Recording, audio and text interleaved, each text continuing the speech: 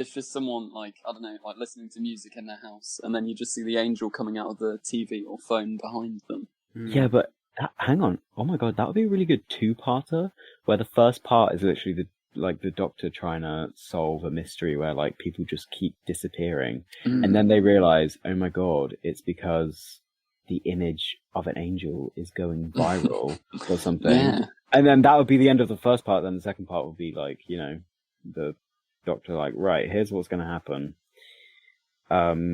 Nothing. Yeah, just end the episode right there. She just gives up and goes home. That would literally be like the Doctor Who series finale, like the final episode. The Doctor's like, well, this is out of my hands. And then it'll be like... That's where the show just ends. The Doctor just gives up, retires. Yeah. You know, I was really invested in that story until the Doctor just gave up and went away. Seriously, well, you know, should write that down. Maybe I'll write it. It's got the... Someone better write it. It's a good premise there. It's a good premise. Could do some interesting commentary on social media as well. Yeah. Could get a speech about why looking at your phone for too long is bad. Whilst watching a TV show. Will this be like... Will this be that series version of Orphan 55? Yeah. Oh, God. Please, no. God, what an episode! I was so excited for that episode because it was written by Ed Heim. Oh, yeah. Like before I knew what it was about, but then I was like, Ed Heim wrote that. Okay, actually, cut that out because Ed Heim could probably be listening to this. He'll probably have his feelings hurt. Just cut that out. I don't think we're quite up there yet, but we're getting there. We're getting there. This could be replayed one day. Yeah, probably. Do you have a favourite line of Doctor Who, Joe?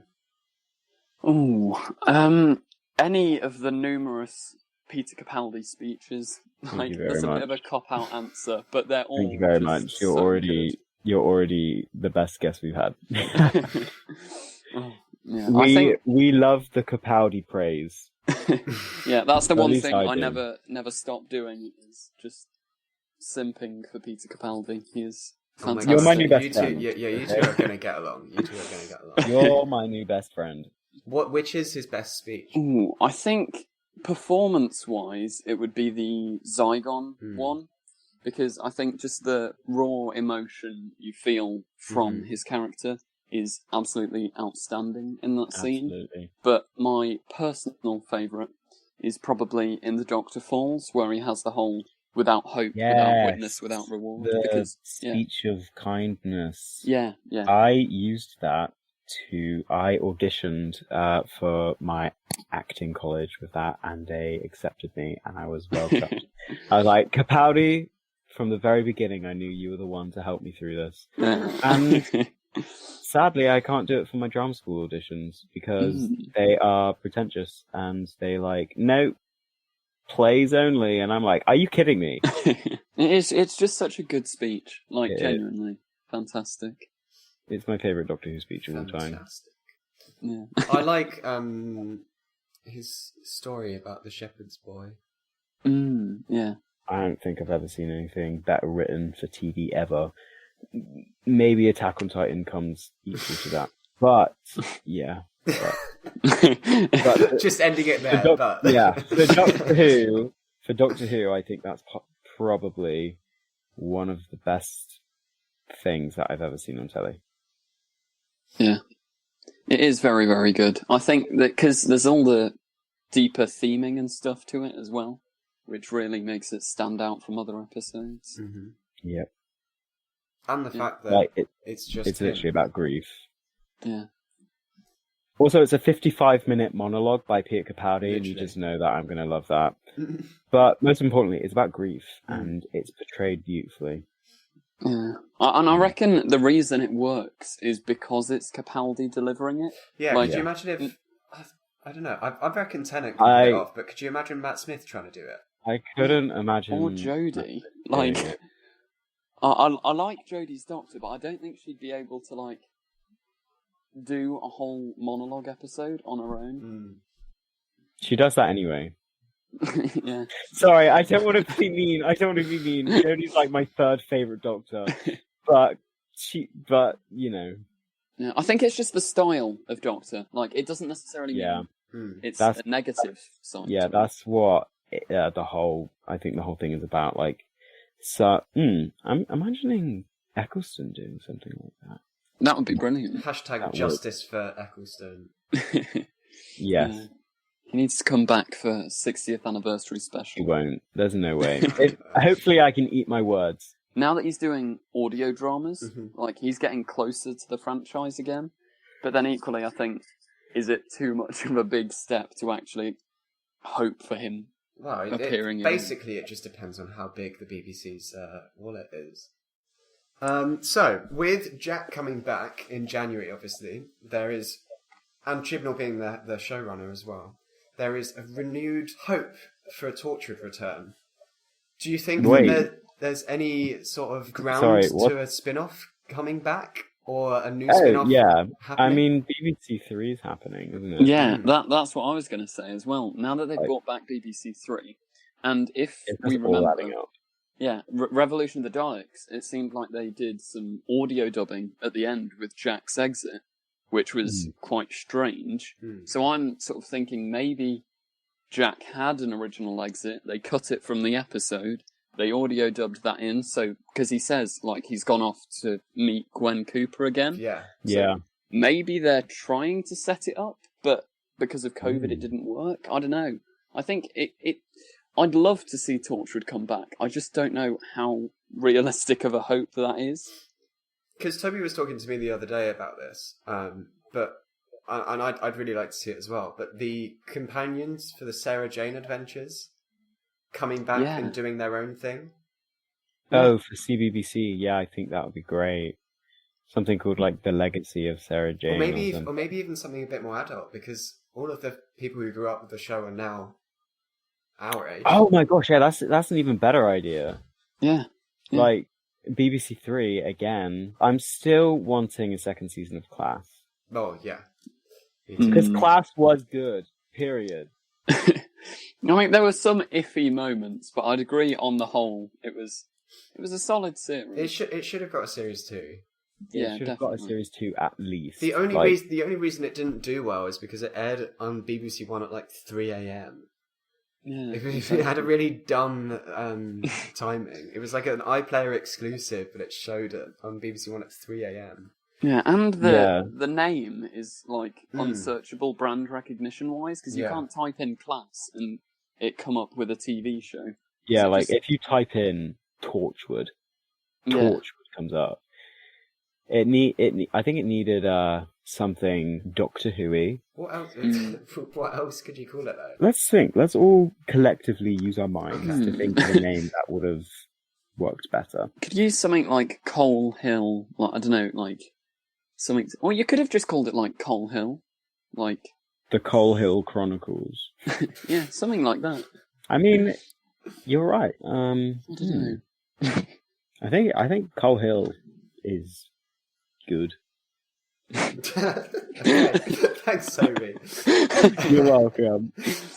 So is that what we want then? We want a second season of Class and Torchwood to come. I mean, yeah. Oh yeah. I was going to ask, what's this about Jack coming back in January? I've not heard about anything. No, it's in the special. Oh right, you mean last Jack, the January that season. Okay, right. I know we're living in a sort of void at the moment that doesn't have any sense of time. But if you remember, 2 months ago, which feels admittedly like 2 decades ago, Jack came back in the special. True. I mean, considering Doctor Who special was only 2 months ago, that's kind of weird. It is very scary, isn't it? I was literally like, Jack's coming back in January again? No way! Oh man, that would have been awesome. Fingers crossed. I hope he is in Series 13. I think surely they've got to include him a little bit. Yeah, I mean, he's available. He's literally in Cardiff, living there, isn't he? Did you guys see the comments today on Chris Chibnall's happy birthday post? Yeah, no, the first one I read was just unhappy birthday, Mr. Chibnall. And it's like, Jody bad. oh, what are you trying to achieve by saying this? Literally. Like, well done. You're a troll. Well done. Oh no, I literally was just like, I couldn't even be dealing with it. So I just left a nice message like, "Happy birthday, Chris. Can't wait to see what happens next." Yeah.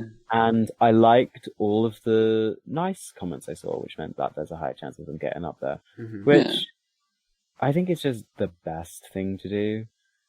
Yeah, definitely. Because there is so much, like, any post about the modern era, there's always just a, like, barrage of people going, "Not my doctor, Jodie ruined the show, Chibnall killed the show." Bad. Jodie bad, Yeah.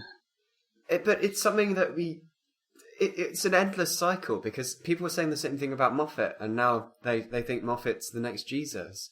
And I'm sure I was too young at the time, but I'm sure people were saying the same thing about Russell T Davies when he was the showrunner as well.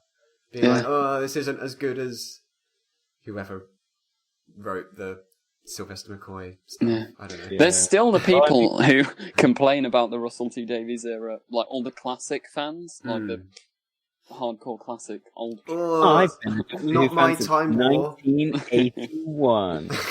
Why have they destroyed Gallifrey? That's just, they don't know how to write Doctor Who. Why destroy the main planet? Why would they do it? And it's like, okay. It is weird because I saw a review of Series 1 from like way back when it originally aired. Like, there's an archive of it. And it was exactly the same sort of bigoted criticism that they use now. Really? Like, they were like, "Oh, Captain Jack's like a diversity hire. And you've got Mickey, he's a diversity hire. And Russell T Davies doesn't know what he's doing. And the Doctor's in love. This is ridiculous. No one's going to watch this." It's like, it is just sort of timeless, angry people shouting at the show. Look at this woke crap. It's like, yeah, because you'd be surprised. But what if I told you that in 1963, and they just list all of the stuff that was considered woke? Like, you see it in other fandoms too, though. Like Star Wars. Let's not talk about the Star Wars fandom. Okay, sure. But like, what I mean though is like you have the original trilogy fans who hate the prequels, and then you've got the prequels fans who hate the sequels.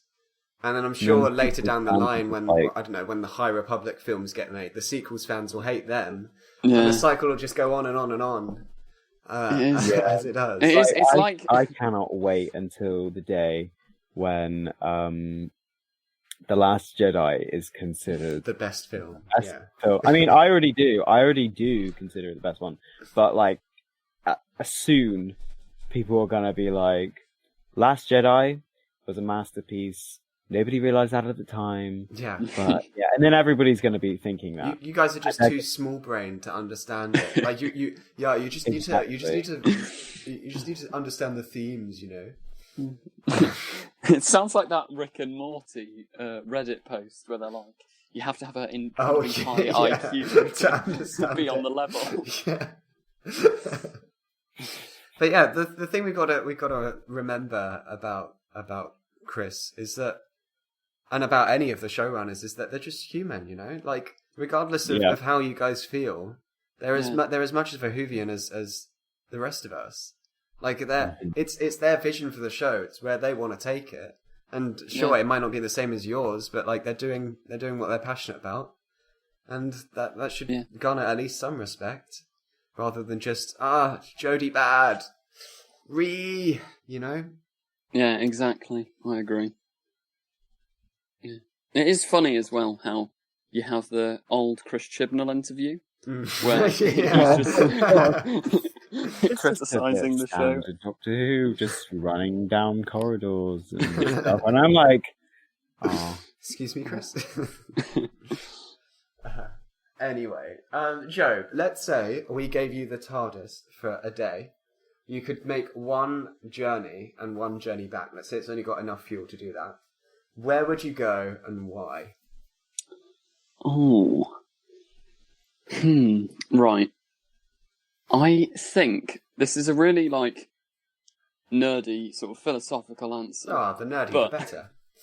I would love to go back to, like, the times of all the sort of the Bible and historic documents and all of this, just to see what actually happened.